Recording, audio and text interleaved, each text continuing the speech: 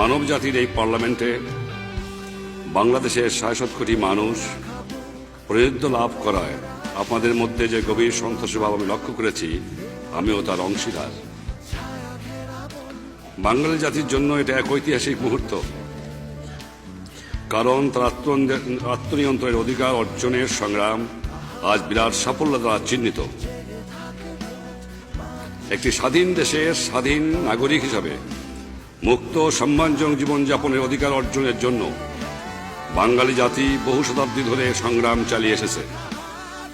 তারা চেয়েছে বিশ্বের সকল জাতির সঙ্গে শান্তি ও সৌহার্দ্যের মধ্যে বসবাস করতে।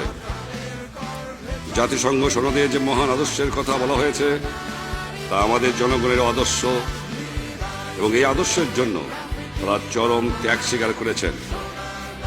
এমন এক বিশ্ব ব্যবস্থা গঠনে বাঙালি জাতি উৎসর্গীকৃত, যে ব্যবস্থায় সকল মানুষের শান্তি ও ন্যায় বিচার লাভের আকাঙ্ক্ষা প্রতিষ্ঠিত হবে।